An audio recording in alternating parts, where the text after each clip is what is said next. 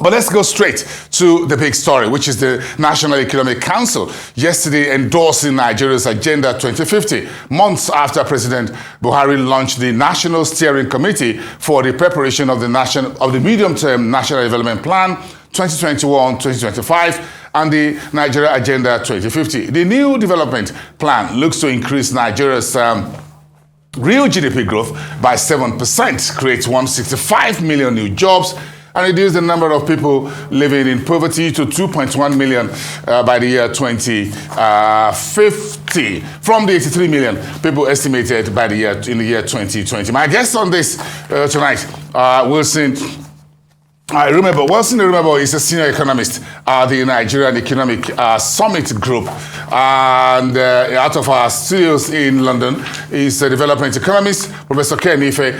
Warm welcome to you, gentlemen. Thanks for making the show tonight. Oh, thank you for having me. Thank you. We really appreciate it, both of you. So let me start with Wilson quickly first. Give me your first words on this new Nigeria Agenda 2050, which the National Economic Council under the Vice President endorsed yesterday.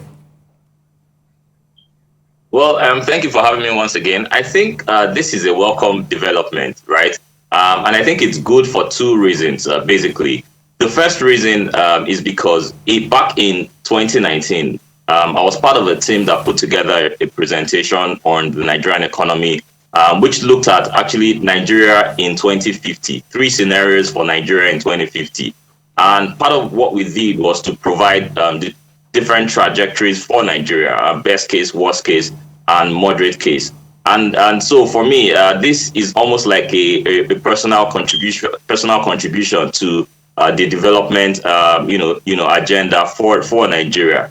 Because I also was opportune to present make that presentation to the president and even other cabinet ministers who were in attendance at the summit.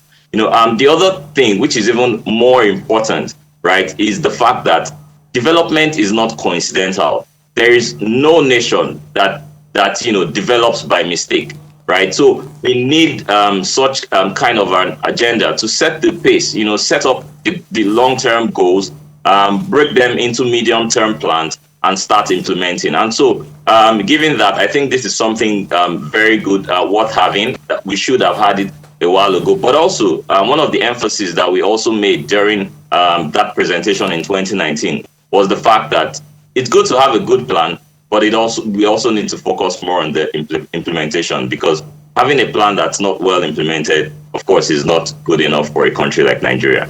Yeah, well, you're beginning to hit at some of the on the right tone there about implementation, but we'll get there very soon. Let me ask Professor Ken Ife. We will spend some time together on this show over the last months and years, hinting at why Nigeria needs a new national development plan. Is this what you have in mind, Professor?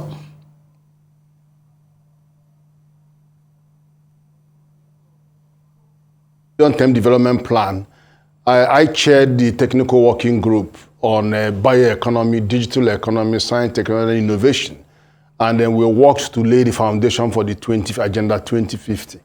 And I think I'm quite happy on how it has gone. At least we have 5 lots of medium-term development plans that we are going to have, 5 times 5, 25, between now and 2050. And then in each one, you still have the medium-term expenditure framework, which is a rolling plan on 3 years, so it keeps rolling them. One thing I do like about the program is that it is laced with hundreds of socioeconomic indicators that actually will pin down what needs to be done by everybody in the system. So there's no room for wishful thinking, there's no room for anything. Everybody's going to be pinned down by performance indicators, very clear, measurable performance indicators. This Agenda 2050 had quite a lot of projections. I'm asking Wilson, do you think these projections are a little bit more ambitious? If you look at the government is projecting around 7% GDP growth, looking at raising 165 million Nigerians out of poverty by the year 2050 and so on. Absolutely. I think it's quite ambitious, and I don't even have a problem with being ambitious, because even as an individual, right, being optimistic, keeps me going. But what about being realistic? Yes, so what I do have a problem with is being able to match your level of optimism with action. And I think over time, that's where we've not really done well as a country. And even with the plan, for instance, right, we have a case where, I mean, by 2025, what we plan to achieve as far as poverty is concerned, is 48.8 million Nigerians, right, living below poverty line. So we should have reduced from 83 to 48 million. But then, just in the past couple of years, right, we've seen how poverty has increased. Inflation remains above 20%. The World Bank has come out to say 7 million Nigerians are falling into poverty because of high inflation and lower purchasing power. So we've also made several, policy actions that, in my view, I think are not really backing this level of optimism that we have in the plan. So I think for me, the goal would be perhaps to look at the new administration, the incoming administration, and see how they can, step up in terms of implementation. Yes, but again, Professor Kenife, in terms of the details, as the saying goes, that the devil is always in the details. So tell me about the details.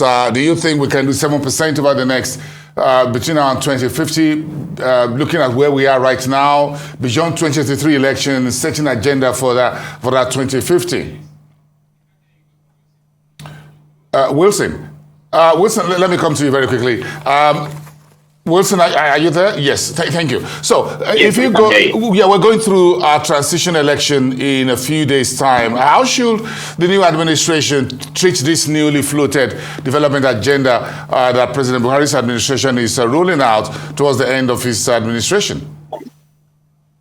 I think one of the key problems we've had over the years, and this is not even in the last 7 years, it's even, going back to the 2000s and even the 90s as well, is having a case where we can have continuity, especially when it comes to development planning. And of course, we've seen cases where almost every administration wants to come up with their own plan. They want to come up with their own agenda. So it's almost like when you have an existing plan on ground, they dump it aside and then start to focus on something new, which I think it can be very problematic over time. We saw that happen with whether the Vision 2020, the Economic Transformation Agenda, and many other initiatives.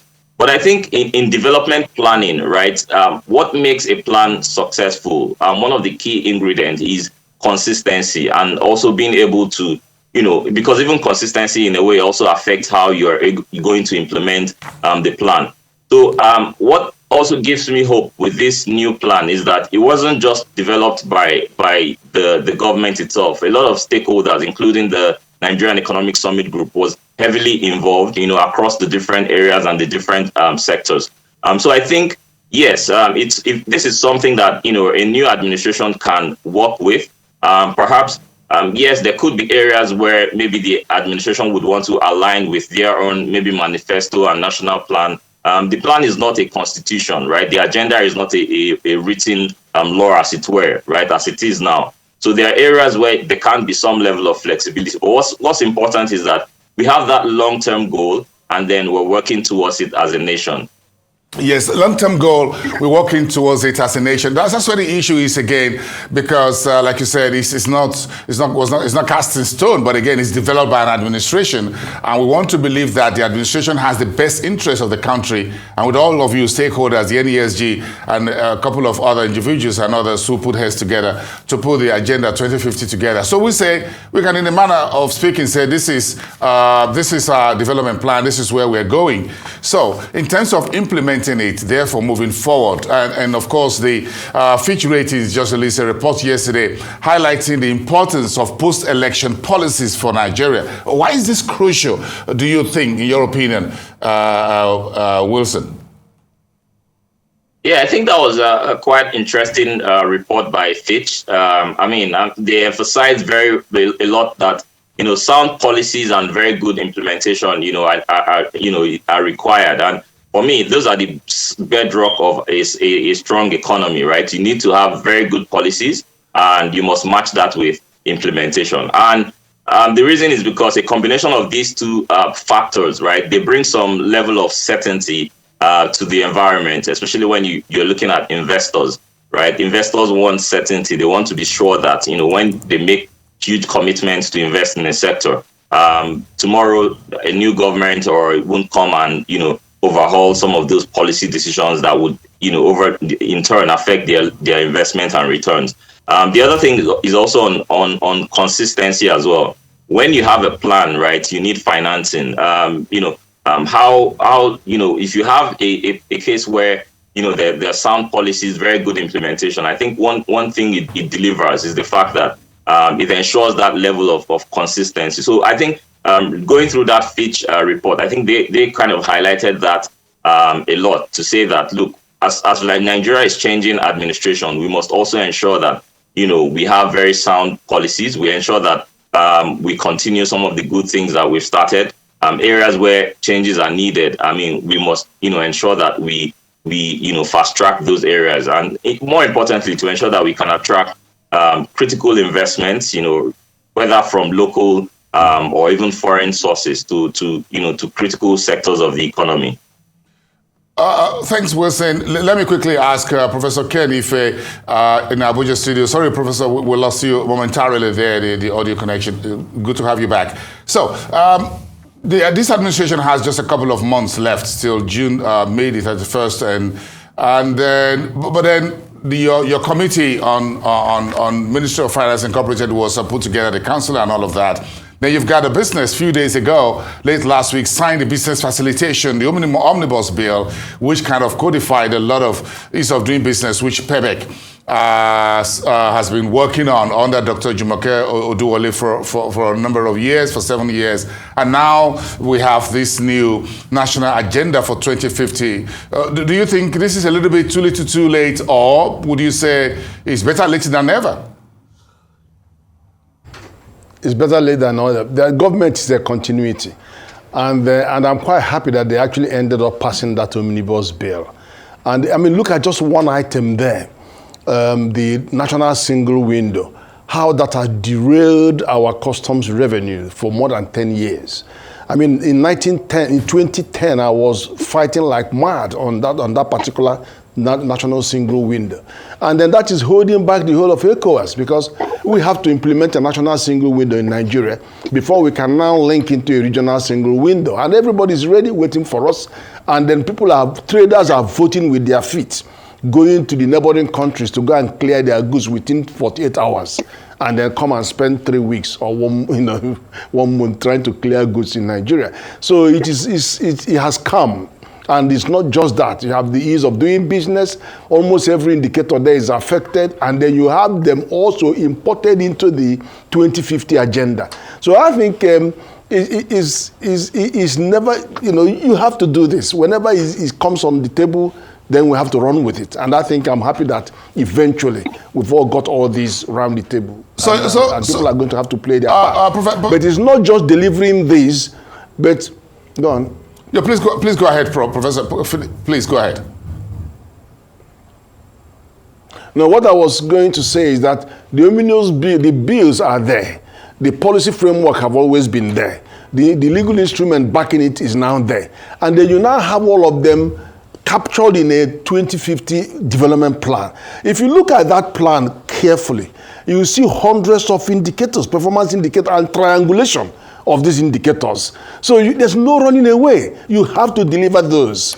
And I think I like the way it has been framed. It has all finally come together. Those pieces of the jigsaw have all finally come together. But it's still work in progress, though, because you needed to see the financial side. How are we going to fund all of this? So there's still more detail to come in the financing. But you see, the moment you unlock the potential of the private sector to do the business just gets done. And I didn't think it is ambitious to have a GDP growth rate of averaging 7%. In the end of the day, for the first period, which is to 2025, it is about 4.65.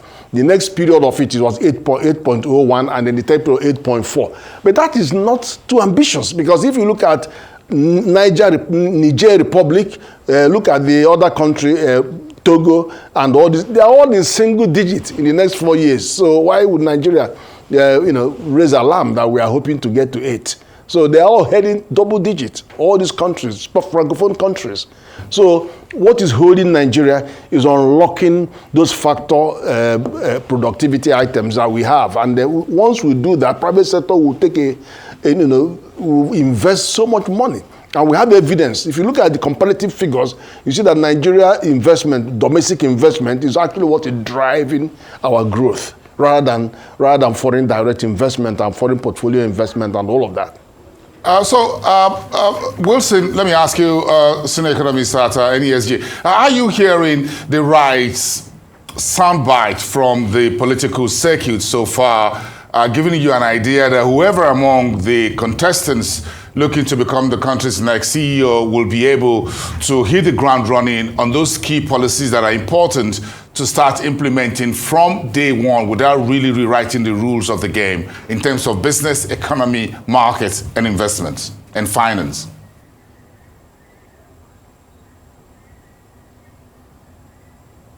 And engagement. And one of the things I think is very important for what you've said to happen, right? We need to put up a cabinet of competent and credible individuals once whoever becomes the president steps in, right? I think that it's quite urgent. We can't afford to make the mistake we did in 2015, where it took us almost about, I think 6 months or thereabout to put up a team of competent people.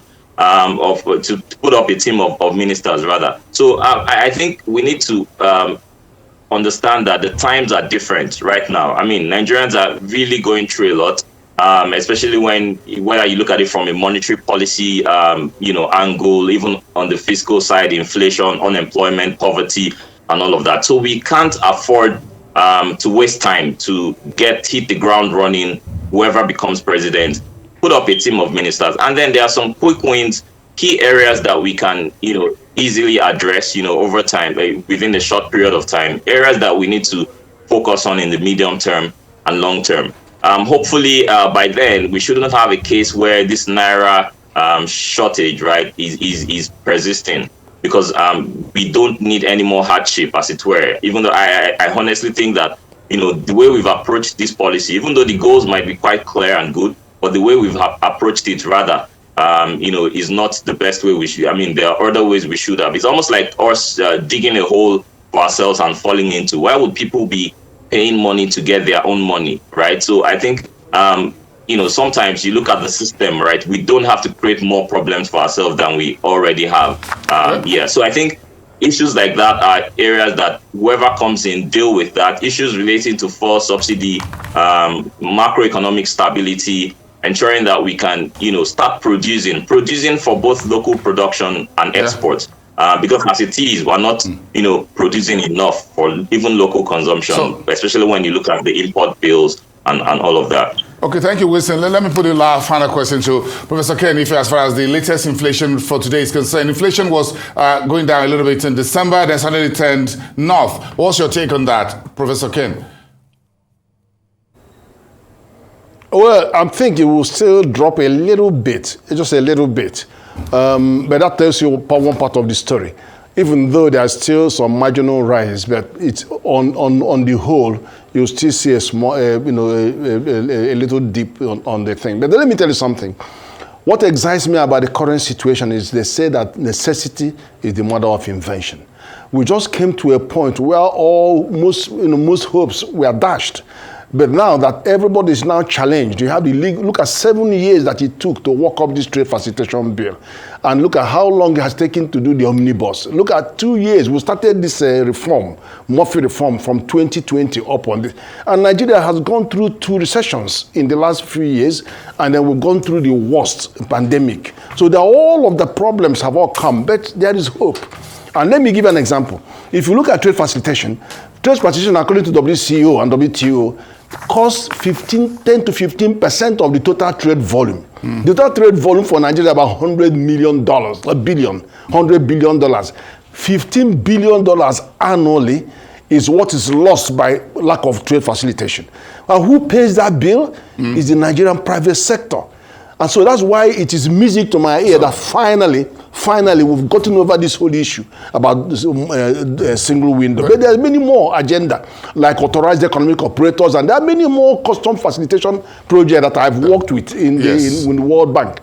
So what you have done now, you have now given the private sector the greatest latitude that they need to work, okay, to do the most that they can for our economic recovery. All right, we appreciate those great insights and perspectives from both of you. Professor Ken Ife, development economist and member of the Governing Council on MOFI, as well as Wilson Erumebor, senior economist at the Nigerian Economic Summit Group. Thank you, gentlemen. Have a great evening.